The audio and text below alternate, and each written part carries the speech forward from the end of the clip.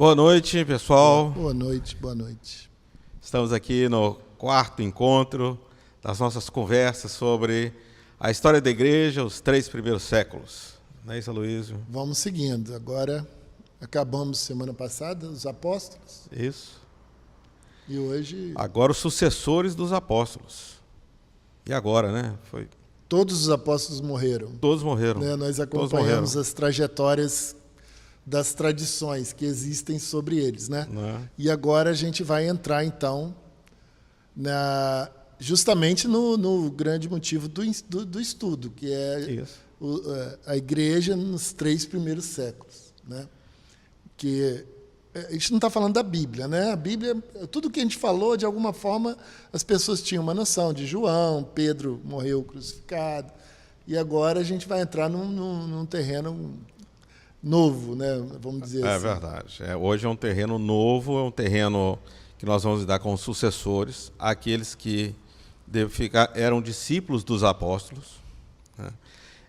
Gente, eles escreveram muitas coisas. Verdade. Teve muito escrito. Né? Eles escreveram muitas coisas, e graças a Deus porque eles escreveram, né? Não porque às vezes a gente fica muito limitado à Bíblia, só achando que existiu a Bíblia, então da Bíblia, e a gente pula para cá para os dias atuais. Mas teve aí 2000 anos de história. Né? É interessante, a questão aí que você está colocando, Beto, é importante que a gente entenda que a Bíblia ela não caiu, assim, não nasceu pronta, né? Isso. Então, a Bíblia que nós temos é uma Bíblia extremamente trabalhada. Nada é a mais ou a menos. Isso. E tudo que foi para a Bíblia, no final das contas, lá no século IV, quando o cânon, né, é o estudo do cânon, que é o cânon da Bíblia, os livros que compõem a Bíblia. Isso foi batido martelo, né, e desenvolvido ao longo desses 3 séculos, e no 4º século foi. Então é interessante que quando a gente está falando desses escritos, a gente está falando justamente das outras histórias, né? Do desenrolar da igreja, que para a Bíblia, para o cânon, isso já não era fundamental. E né? Muito interessante que quem vai fazer o cânon não são os apóstolos. Não, absolutamente. Não são os apóstolos que vão fazer o cânon. Os discípulos dos apóstolos, e depois os discípulos dos apóstolos, que vão trabalhar a formação do cânon. Né? Como é que vai se formar o Novo Testamento? Se a gente pode considerar assim, que João morreu no fim do 1º século. Isso colocamos bem lá o ano 98, no máximo, né? No máximo, e João já era bem velho, apesar de ser um dos apóstolos mais novos. Isso. Na época de Jesus, 40, 30 e tantos. E ele morreu no fim do 1º século, no ano 98. E nisso começou a tradição, ele escrevendo João, o Evangelho, o Apocalipse, primeiro, segundo, João, terceiro. Ou seja, nós temos esse período vamos dizer que a morte de Pedro e Paulo, que é um grande marco. Isso. Né? Final da década de 60, em torno de 67, 68, quando Pedro e Paulo morrem em Roma, né? Nós temos ainda a formação dessas histórias, e o que se tem é uma tradição oral, que se chama, né? As pessoas classificam isso como tradição oral. Então, são as histórias que os apóstolos contavam para os outros. E aquela nossa conversa, né, desenvolvendo a ideia, é fantástico, porque os apóstolos saíram pelo mundo e chegavam lá numa determinada cidade, né? E eles falavam assim, não, quando eu estava com Jesus. Isso é muito bacana, né? Olha como é que é, uma coisa que a gente normalmente não pensa. Eu estava lá, olha, eu vi. Foi assim que aconteceu. Vou contar para vocês como é que foi que aconteceu. Olha só que coisa fantástica. Tinha multidão, a gente estava lá ouvindo Jesus, e Jesus falando e pregando e trazendo a mensagem dele, e de repente o povo estava com fome. Eu cheguei para Jesus, o povo está com fome, gente. O que a gente vai fazer agora? Né? E Jesus podia dispensar todo mundo. O que aconteceu? Jesus fez o milagre da Pois é, e eu fui um dos que peguei a cesta lá e fui distribuir e servir o povo e tal. E Jesus me deu a ordem de fazer assim, assado. Olha que coisa interessante, o apóstolo indo pelo mundo, pregando essa palavra de Jesus, né, levando essa história toda. Só que eles não foram para um lugar e ficaram, estabeleceram residência lá. Eles viajaram e viajaram e viajaram. É isso que a gente viu. Né? E ao longo dessas viagens, cada apóstolo que naquele mapa anterior que a gente usou no início, nas setinhas, né, para todo o lugar do mundo antigo, lá do Império Romano e tal, eram cada um apóstolo e iam fazendo. E o que eles faziam? Uma questão, eu vou deixar para você fazer comentário sobre a questão de igreja. Né? Eles iam fazendo igrejas. Mas o que era a igreja que ele fazia? Né?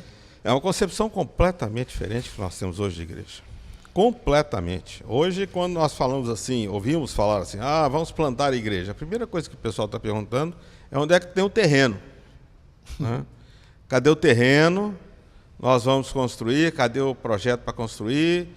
Né? Vamos ter que levantar não sei quanto para construir. Normalmente é o raciocínio que vem à cabeça. É o raciocínio. Hoje, esse é o raciocínio. E está intimamente ligado à questão de templo. Templo. Quando se fala do terreno, tem que ter um local específico para isso. E o que acontecia naquela época, eu visualizo dessa forma. O apóstolo chegava numa cidadezinha, numa praça, né, num lugar público, e começava a pregação. Eu estou trazendo as boas novas do Evangelho para vocês. E aí, 1, 2, 3, né? Falou assim, não, eu quero ouvir mais coisas. Só que isso já estava de noite ou qualquer coisa. Ele falou assim, vamos lá para casa. Isso. Não é? Então, é a beleza do negócio, no início da coisa. E eles iam para casa e continuavam lá, conversando. E o apóstolo, estou falando do apóstolo porque são 12 mais 1, 13, que é Paulo, né, que é o outro. Então, eles iam para as casas da pessoa e dali se estabeleceu esse conceito, né, essa ideia de assembleia, de reunião, que é a eclésia, que é a derivação do grego para a gente, que é a igreja. Né? Então, é importante quando a gente lê na Bíblia, e foi uma coisa até que a gente tirou dúvida hoje, quando a gente estava lendo a Didaquê, que a gente vai falar daqui a pouco, está lá escrito igreja. Igreja. E o que significa aquela igreja? Né? Uma reunião, um ajuntamento dos que estavam ouvindo as coisas. Né? Enfim, não havia nenhuma perspectiva de construção de templos, nem construção de edifícios, nem coisa nenhuma referente a local específico. Não existia essa concepção. Ninguém estava pensando nisso. Isso, na realidade, não passava para a cabeça das pessoas. O que nós temos que ter em mente é que, justamente, Jesus morreu, os apóstolos saíram, deixaram esses pequenos ajuntamentos ao longo das cidades por onde eles passavam, e eles iam para frente, deixavam alguém lá, falavam assim, você, Onésimo, né, fica aqui responsável. Isso. Você vai ser a pessoa que... E Paulo, próprio Paulo, né, o que ele faz?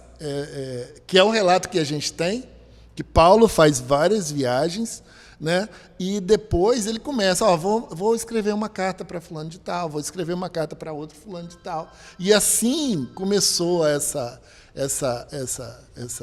dinâmica, né? de ter igrejas, ter espalhando os convertidos e eles se reunindo né, nas casas para poder... É importante também, por exemplo, a gente falar, por exemplo, tem uma igreja na cidade de Éfeso. Não é que tinha uma igreja lá, um templo. Templo. Não existia esse templo. Existia um ajuntamento de pessoas Na casa de alguém. que provavelmente se reunia na casa de alguém, ou se reunia numa praça, ou se reunia perto de um rio, ou se reunia em qualquer canto. O local de reunião não era o importante. Era o ajuntamento. Era o ajuntamento. O ajuntamento era importante. Isso é a primeira coisa que a gente tem que ter na cabeça quando a gente está falando desse primeiro período de sucessão dos apóstolos. E aí a gente começa a imaginar essa montoeira, porque são 12, 13 apóstolos indo pelo mundo pregando o evangelho e constituindo esses núcleos, esses grupos, né, ao longo das... onde eles falavam o quê? As histórias que os apóstolos falavam com ele. Jesus Cristo estava lá no barco, aí, de repente, jogou a rede, não via nada. E eram as histórias que eles se reuniam para contar. E culminava sempre com a grande proclamação, que é Jesus morreu na cruz e ressuscitou ao terceiro dia. Né? Então, os grupos foram se juntando. Nós estamos falando de Paulo, que morreu em torno de 68. Isso. Ele deixou as cartas todas. Né? A carta mais antiga que se tem é Tessalonicenses.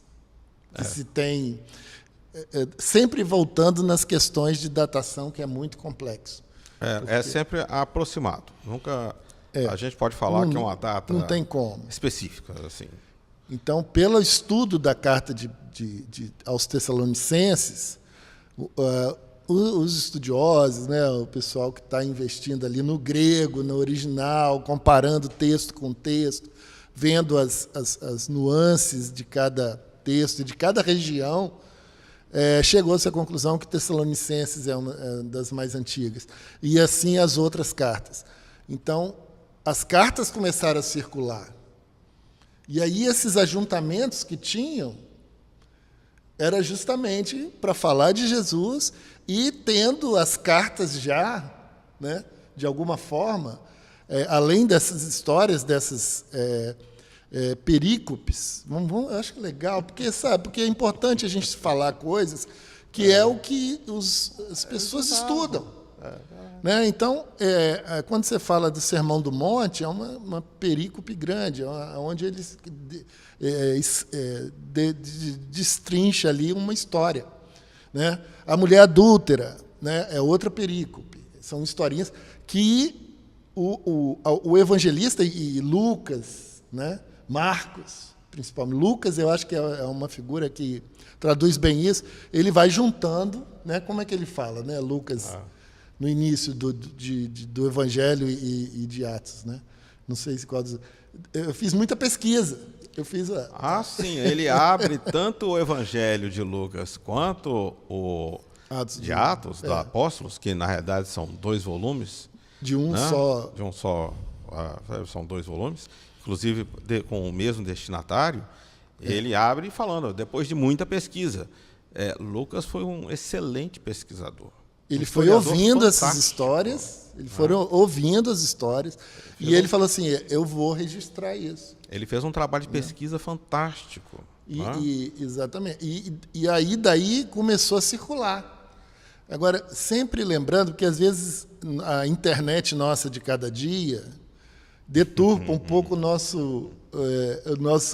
visão do mundo antigo. Né? No mundo antigo, a escrita era complicada. Né? A escrita em pergaminho era pele de animal. Era no couro. Né? Era no couro e não era uma... Você ia na papelaria da esquina e comprava. O papiro mesmo, né, que muitos fragmentos, muitas coisas encontradas foram escritas em papiro, que papiro é uma planta do Egito, que você tinha todo um trabalho para poder fazer uma folha de papiro, onde se escrevia. Então, tudo isso eram situações difíceis.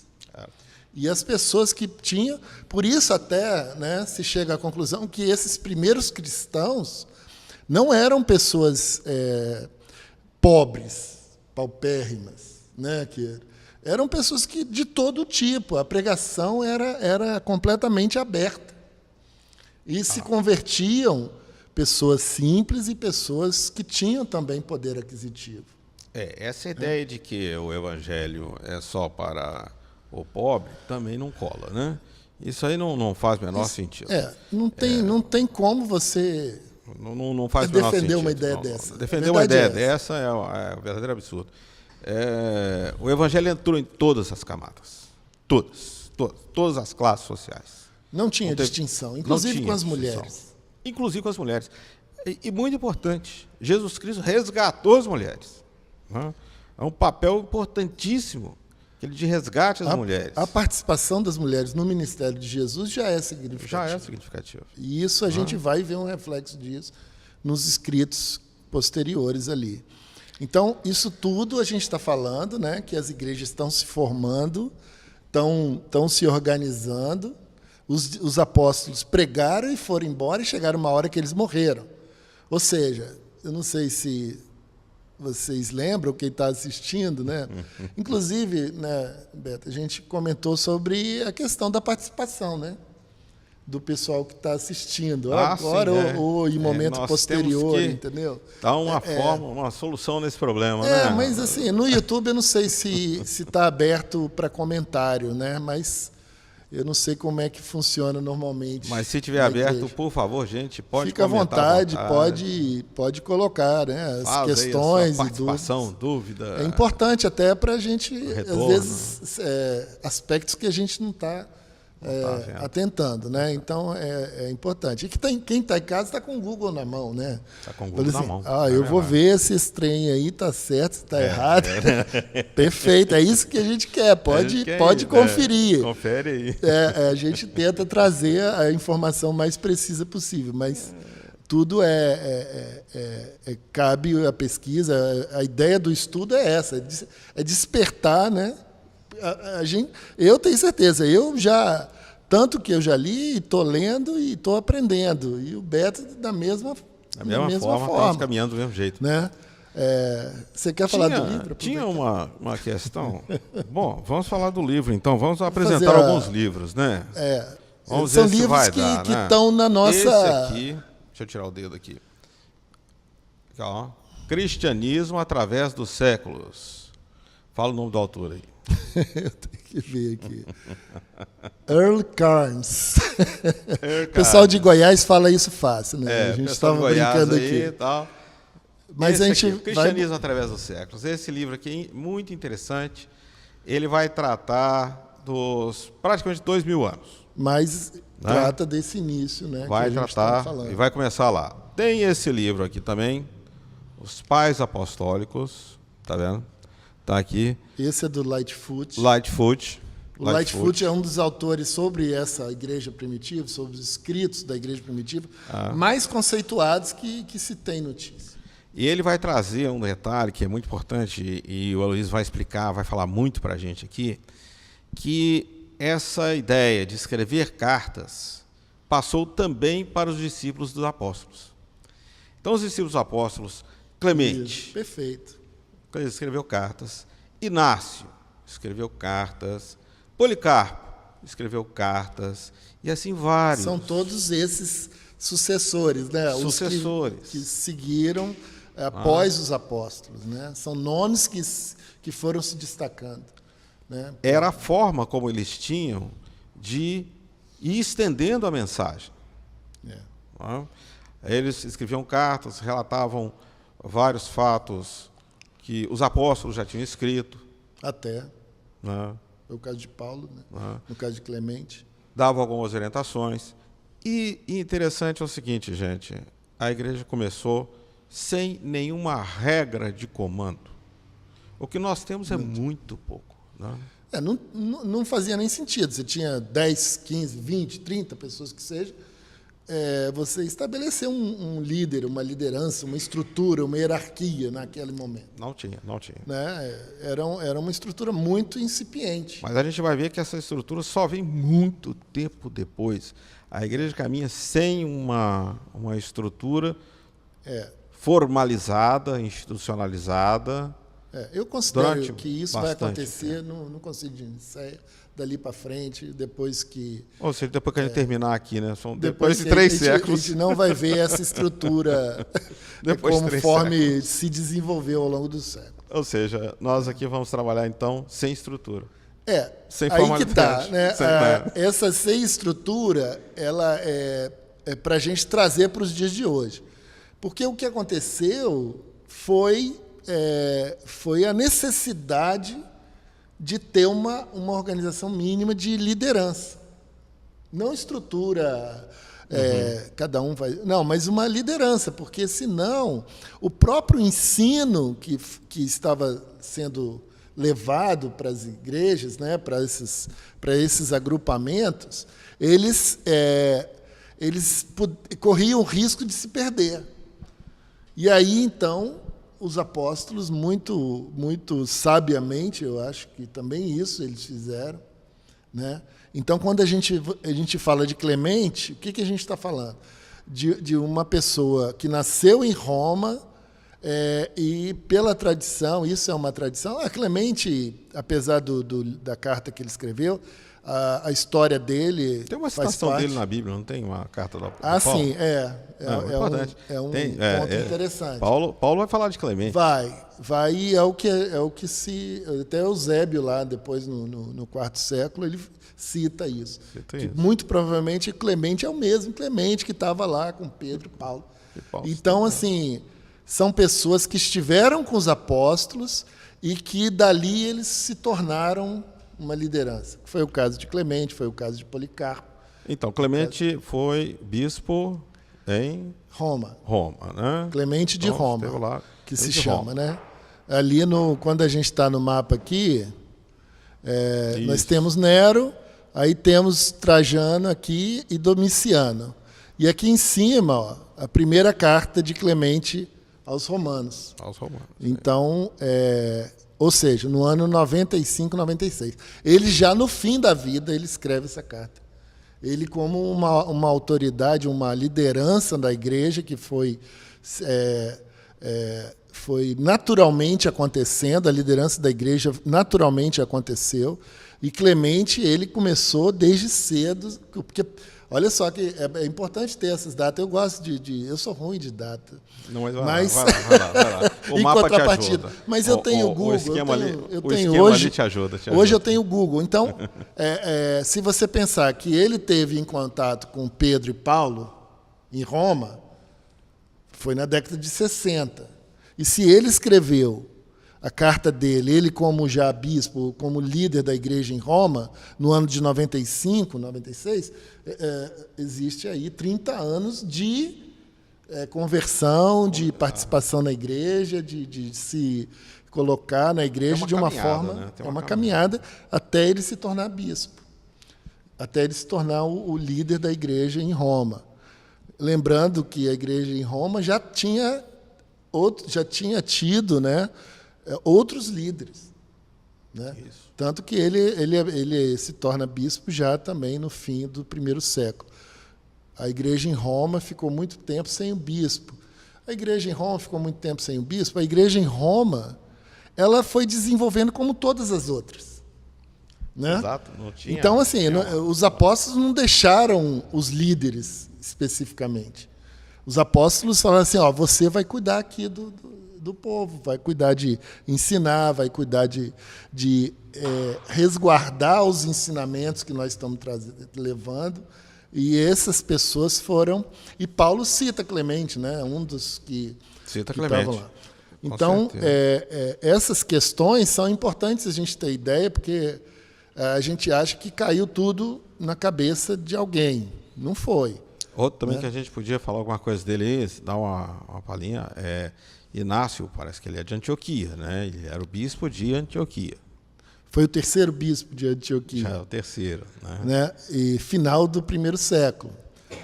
Inácio, a gente... Isso porque nós temos uma epístola de Inácio, né? Nós temos escritos dele. O caso de Inácio também acontece aqui, ó. Nós temos aqui, ó, no ano 100, isso. Inácio de Antioquia. As cartas de Inácio de Antioquia, que se situa aqui em Trajano. Mas, na verdade, o que acontece no final do primeiro século é que entrou outro sujeito lá em Roma, o tal de Domiciano, Isso. né, que ele era um cara assim, que chegou para botar ordem na bagunça, que Nero deixou, porque depois de Nero vieram 3 imperadores completamente fracos, que se dependesse deles o império ia acabar ali mesmo, e Domiciano chega para botar ordem na casa. Então ele já chega espalhando, já chega, aqui a moeda que está atrás de você, não vamos preocupar com isso agora não. Nero, está aqui, atrás, Nero, Vespasiano e Domiciano. Aqui no meio tem uma faixinha verde, que são esses 3 imperadores muito fracos, sem personalidade nenhuma, caíram e Domiciano chegou para acabar. E a parte de Vespasiano, na verdade, entrou para a história, ele e o filho dele, Tito, como a pessoa que acabou com o templo em Jerusalém, né? Sim, importante destacar isso aí, porque... Isso aconteceu no ano 70. Né? Tito era o general. Tito era o general, filho de Vespasiano. Que era Vespasiano, que era o imperador. Que era o imperador. Então, o negócio estava em família, né, gente? Vespasiano, imperador, Tito, e o Tito era o general que partiu para a guerra lá, para botar ordem nas insurreições que estavam acontecendo na Judéia. E que não foram poucas, né? Não foram poucas, foram isso ao longo do tempo. E Tito chegou lá e acabou. Tem a Fortaleza de Massada, né, que é ponto turístico hoje, que foi o último reduto de resistência, onde há uma controvérsia grande também do que aconteceu lá, mas é no topo de uma montanha, a Fortaleza de Massada, e ali a história mais aceita é que houve um suicídio coletivo de judeus, porque eles não aceitaram, não cogitaram a hipótese de se render ao Império Romano.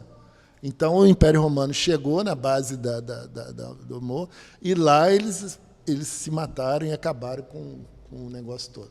Vamos explicar que isso também é uma tradição. Né? É uma história. Massada aconteceu, Massada o cerco de Massada, a questão das mortes, mas não se sabe se efetivamente. Porque quem relata isso é Flávio Josefo. Flávio Josefo é um historiador judeu, né, que ele conta uma história que vai agradar alguém. Exato, né? Então, se chegar, já que ele queria agradar o imperador, por que ele ia contar uma história falando que os romanos entraram lá e acabaram com tudo? Né? Ele conta uma história que os caras se suicidaram para não se render. Mas isso é controverso. O fato é que aconteceu, Massada está lá e é importante. Mas Tito chega na Judéia e acaba com o templo. Ele põe o templo abaixo. Isso no ano de 70. Mais uma vez, a gente está falando de Pedro e Paulo morrendo no ano de 68, 67, 68, e nós temos a destruição do templo em 70. A destruição do templo foi tão violenta que só sobrou aquele muro das lamentações, que hoje tem lá em Jerusalém. Lá até hoje, pessoal. Foi a única coisa, a única edificação que sobrou, o muro. O resto, e o templo era um templo, né, formidável. Era formidável. Era uma coisa grande. Fantástica. Né? 70 depois de Cristo, a destruição de Jerusalém, e nisso as coisas acontecendo ao redor do mundo. Só para completar o raciocínio, é porque eu queria mostrar, mas depois eu dou um jeito da moeda. Domiciano.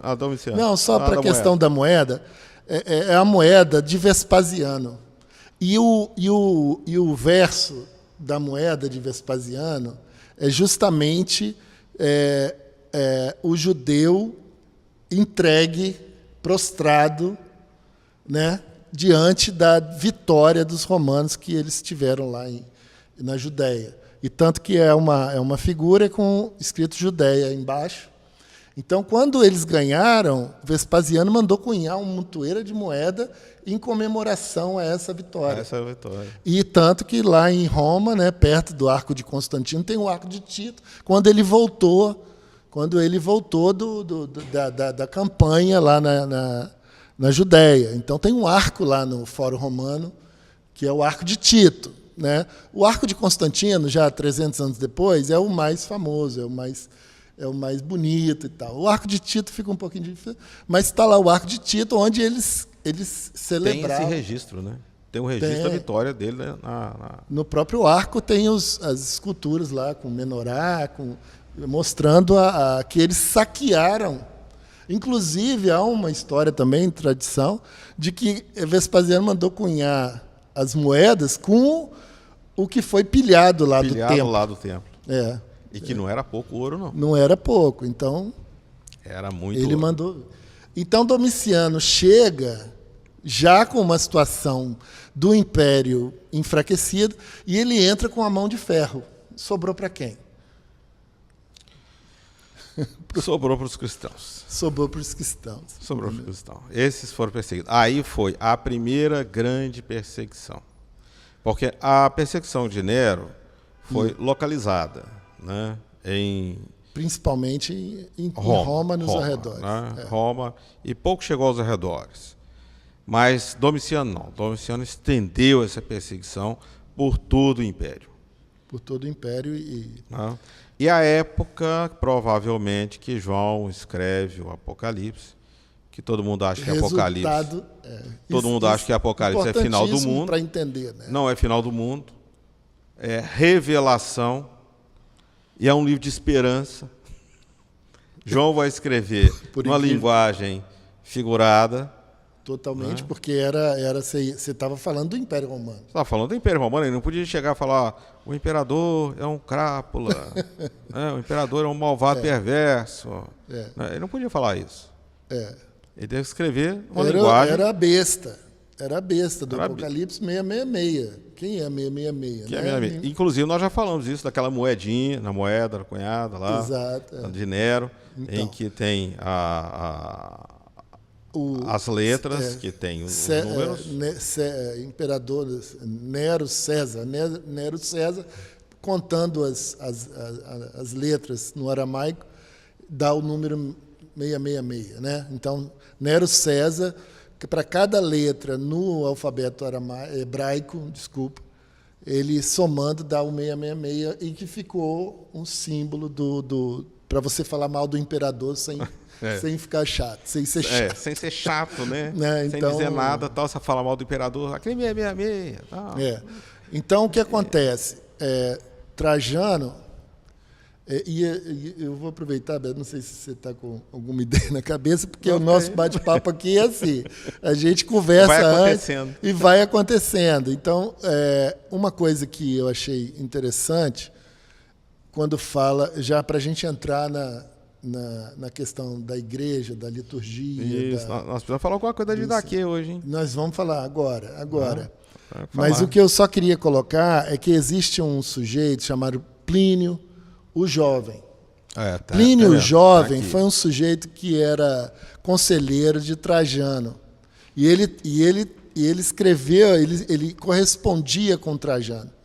Né? E numa carta, no 10º livro do Plínio, no 10º livro dos escritos de Plínio, o Jovem, na carta 96, que é catalogado, né? Isso aí não foi ele que escreveu o 96. Ele foi escrevendo e trocava informação, e trocava a correspondência com o imperador. 97.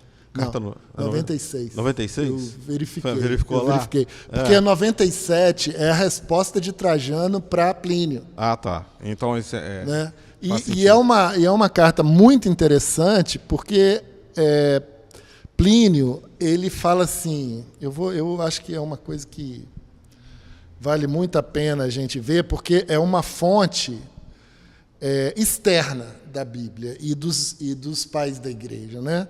O Plínio era um romano, conselheiro do imperador, e ele vai falar Eu vou ler. Você Isso, vai lá, consegue lê ler aí. melhor do que eu? Eu acho que você lê melhor. Lê aqui, ó. Não, lê aqui, ó. Esse amarelo.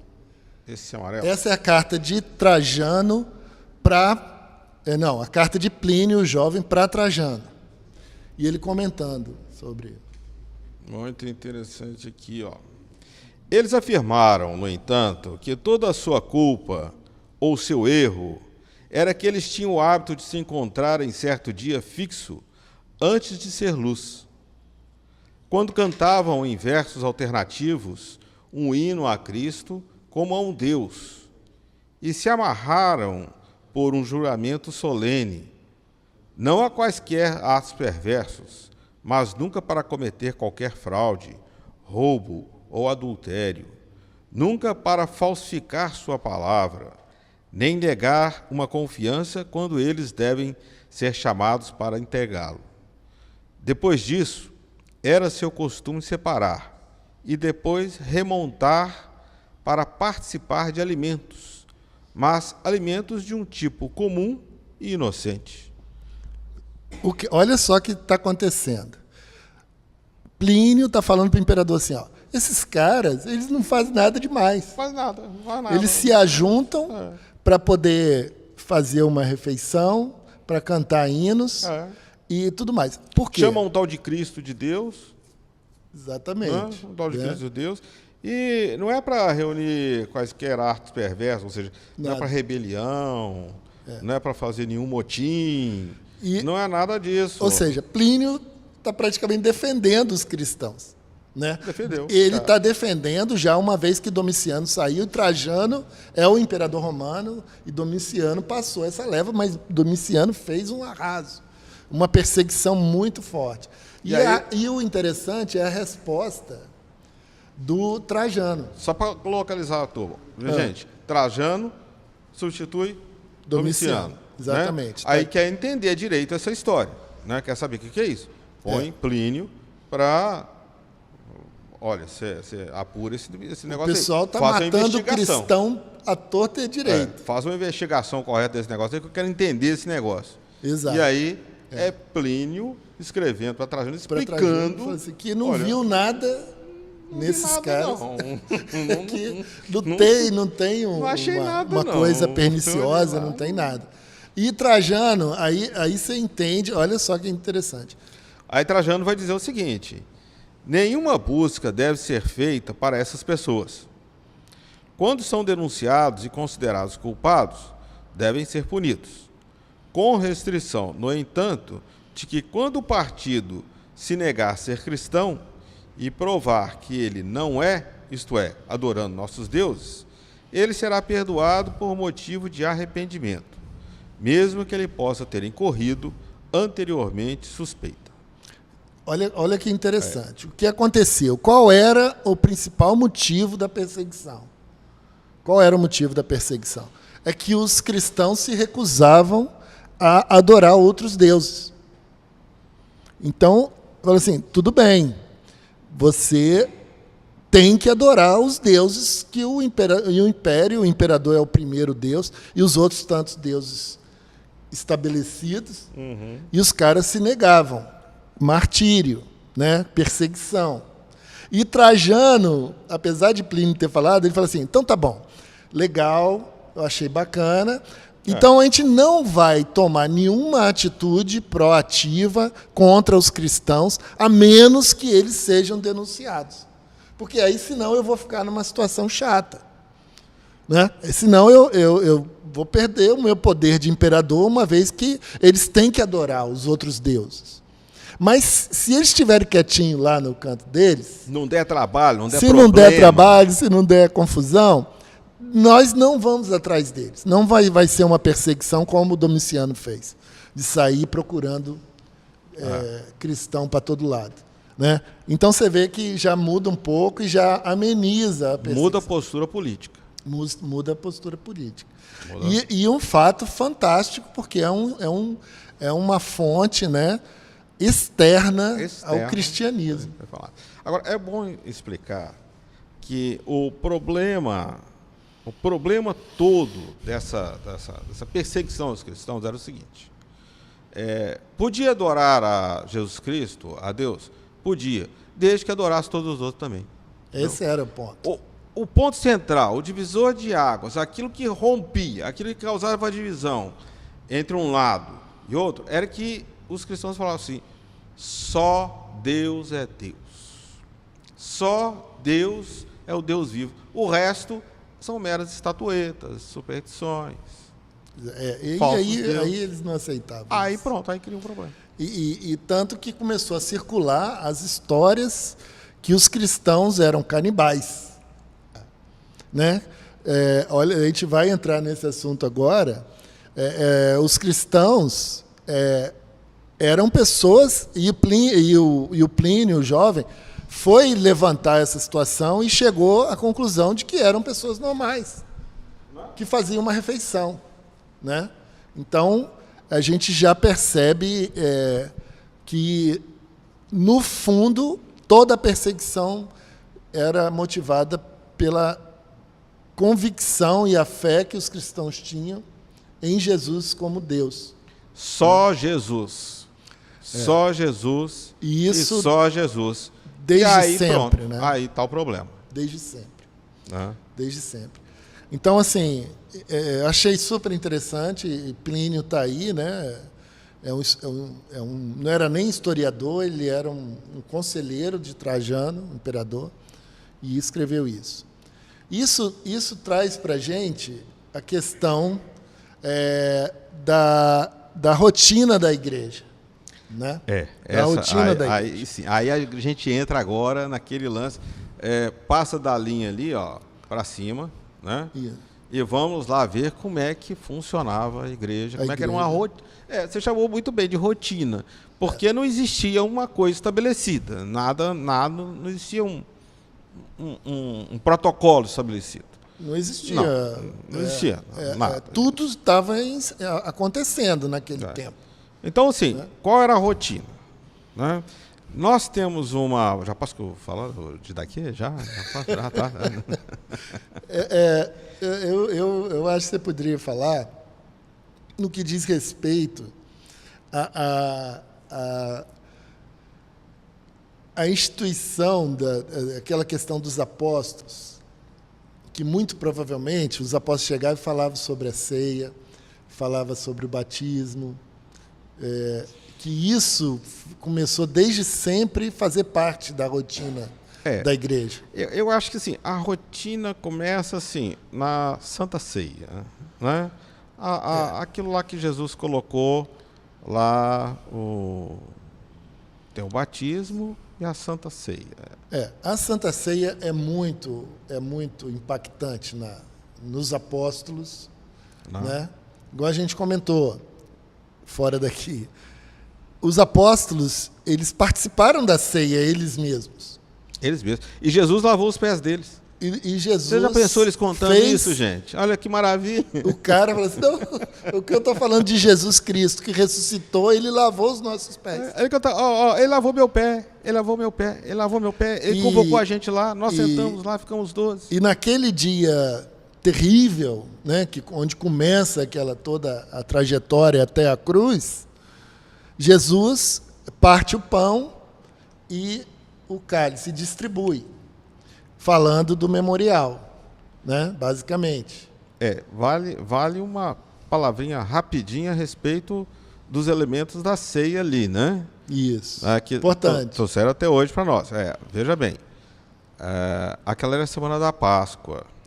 Páscoa era o quê? Né? Hoje tem gente aí que acha que Páscoa é coelhinho da Páscoa, né? Chocolate. Chocolate. Chocolate é bom. Chocolate é uma coisa assim. É fantástico como as coisas são deturpadas. Nunca vi como consegue se deturpar tantas coisas. A Páscoa foi a libertação do povo do Egito. Né?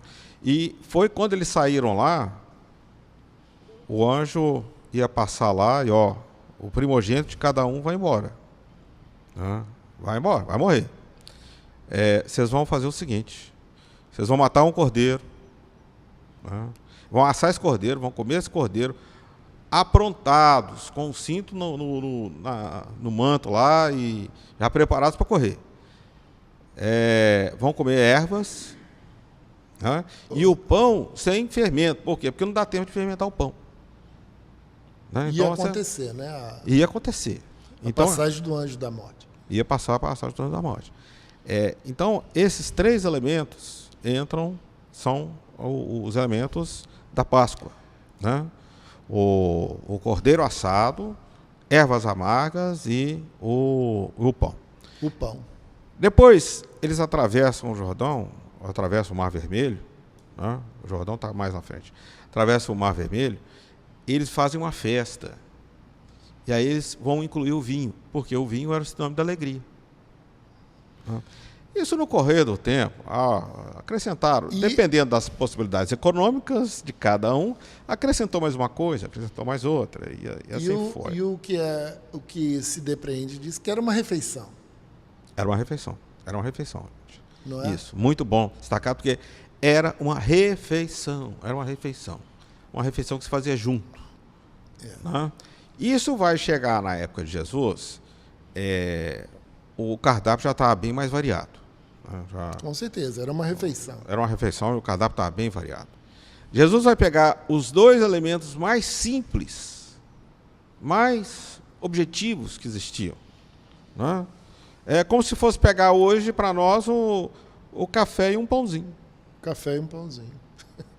Era o que tinha lá, assim, um pãozinho de sal, de básico, era o café. Pão e um vinho. O básico era o quê? Era o pão e o vinho. Era o basicão lá. Dentro da mesa de refeição. Dentro de tudo que tinha lá. Que eles fizeram naquele dia. Ele escolheu os 2 mais básicos lá, né? A mesa estava posta.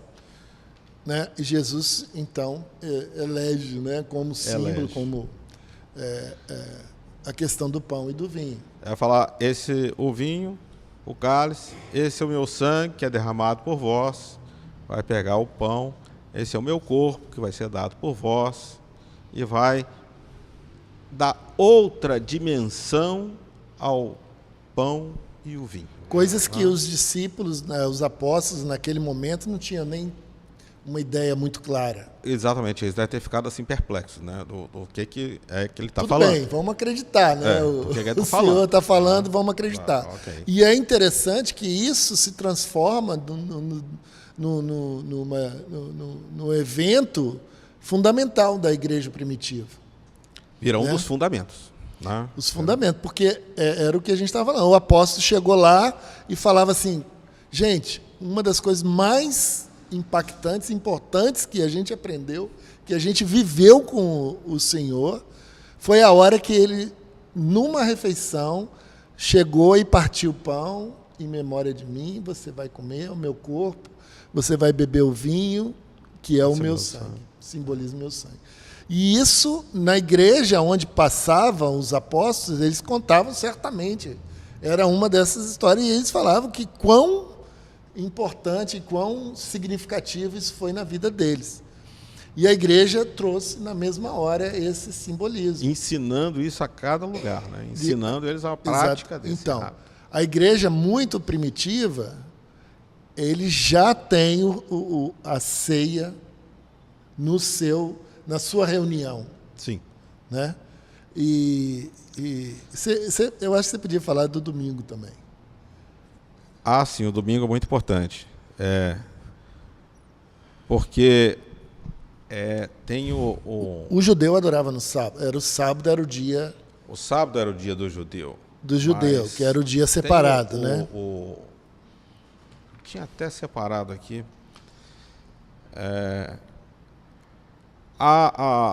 O domingo foi o dia da ressurreição de nosso Senhor Jesus Cristo. Né? É importante entender isso, porque eu custei para entender o lance dos 3 dias. Eu gosto de brincar com isso. O lance dos 3 dias eu custei para entender. Nossa, a minha dificuldade aqui. Fala. Mas por quê? Porque Jesus morreu na sexta-feira e 3 dias depois ele ressuscitou. E aí, não dá na segunda, não? Pois é. Ora, sexta, sábado, domingo, segunda. Né? 3 dias depois, né? Eu acho que é uma situação que vale a pena se comentar, que eu tenho certeza que muita gente às vezes nem pensa nisso. Nem pensou nisso, né? O problema é o seguinte, é que nós contamos, a nossa contagem de dias hoje é o seguinte: a gente exclui o dia do início e inclui o dia do final. O judeu contava diferente. Ele incluía o dia do início e incluía o dia do final. Então ele contava sexta, sábado, domingo. A contagem dele era diferente da minha hoje. Hoje eu excluo o primeiro dia. Aí eu vou contar no primeiro como o segundo. Né? Então eu vou contar sábado, domingo, segunda. Só que não é assim que ele contava. Eles contavam sexta, morreu sexta. Então hoje é o primeiro dia. Se ele ressuscitou no domingo, é o terceiro dia. É o terceiro dia. Então fica a dica. Parênteses. Fica a dica. E como Jesus ressuscitou no domingo, também foi prática da igreja falar assim, não, beleza, todo mundo trabalha aqui, todo mundo tem seus afazeres, e a gente vai pegar o domingo, que é o dia da ressurreição do nosso Senhor, para nos reunirmos, para poder realizar a ceia,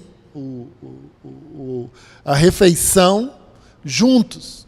E a gente vai comungar. E tem um outro detalhe que é interessante, que tem um escritor que vai falar que é o dia do sol. Porque é outra coisa. E por que o dia do sol, né? Pronto. Vamos lá. Bom, primeiro dia da criação do mundo. O que Deus fez? Ele criou a luz, separou a luz e as trevas.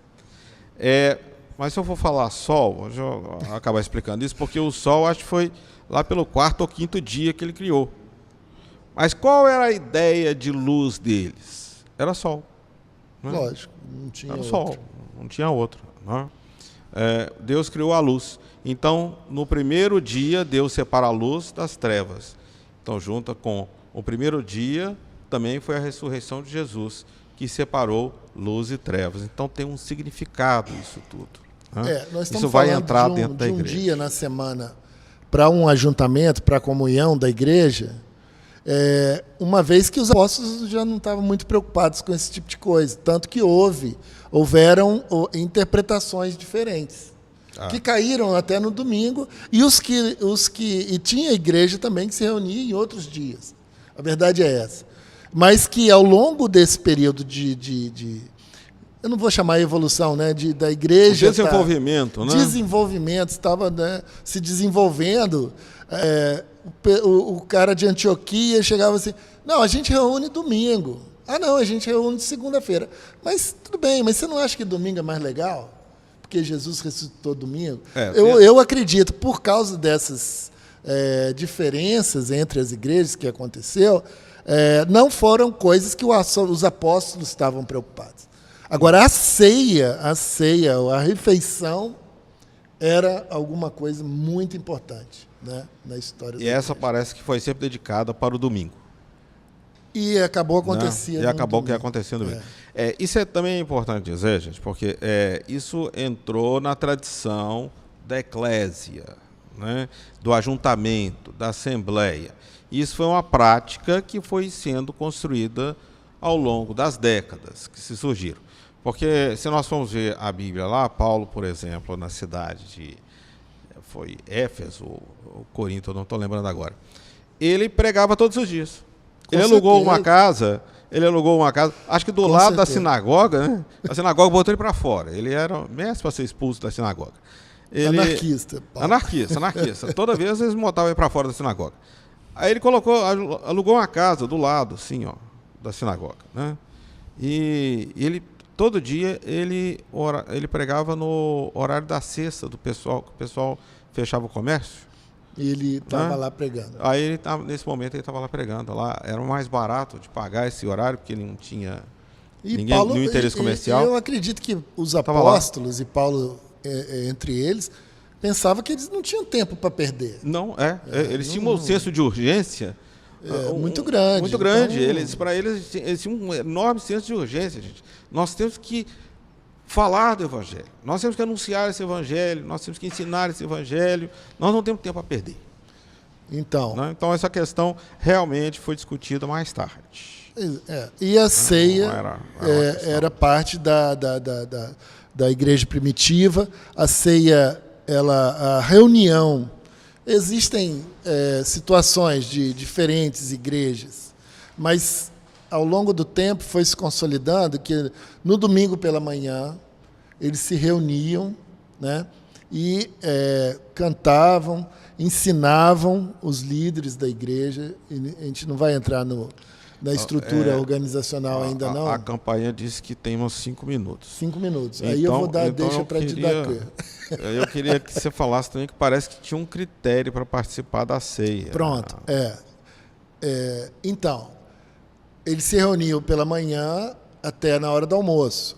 E o que era a ceia que acontecia? Era o junta-prato nosso hoje aqui. É o junta-prato nosso.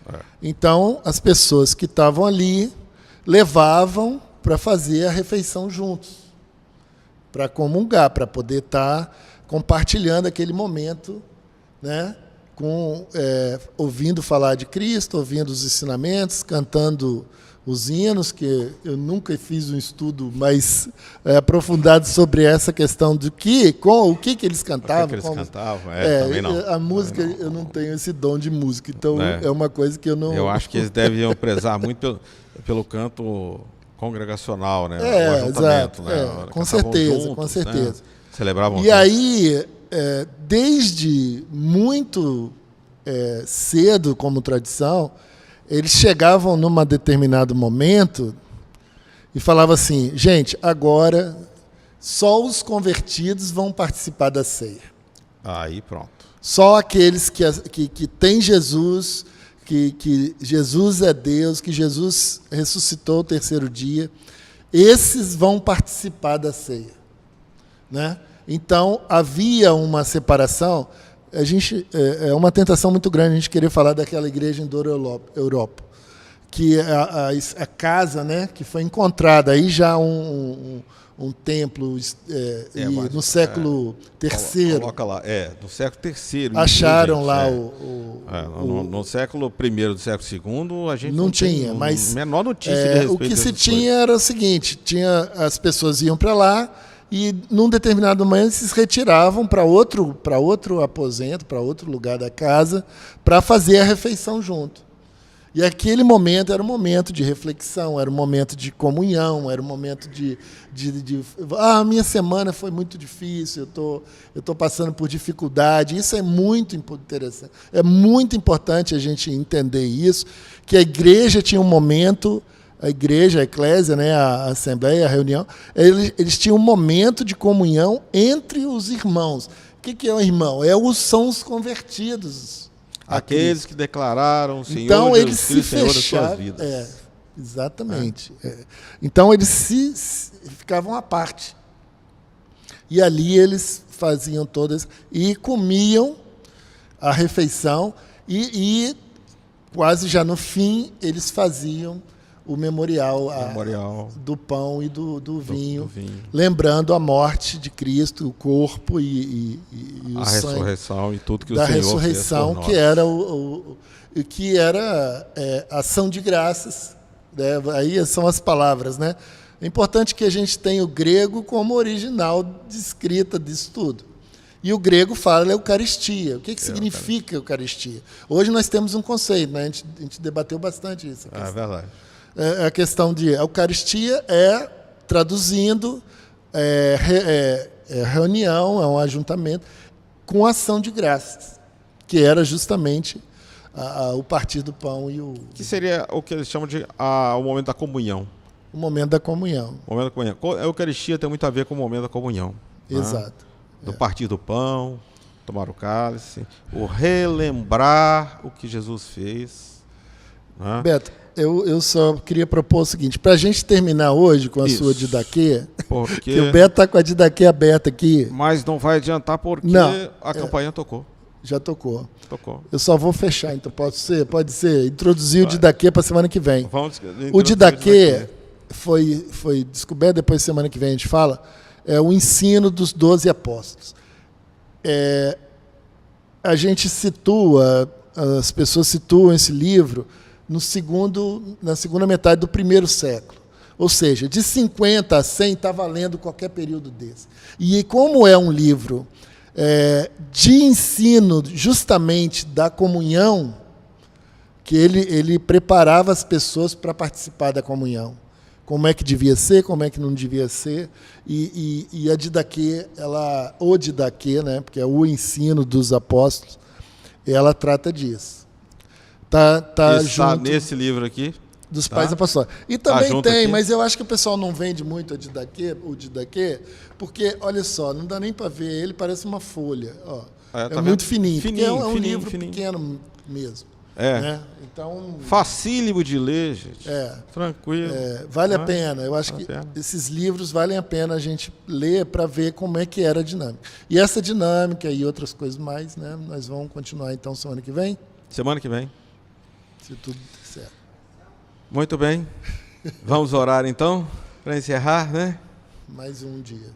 Ó Deus, que o Senhor nos abençoe, nos guarde nessa caminhada. E dirija, Senhor, o nosso falar, o nosso ouvir, o nosso pensar, para que nós possamos estar aqui trazendo realmente as coisas do Teu reino. Em nome de Jesus. Amém. Amém. Boa noite então, gente. Boa noite.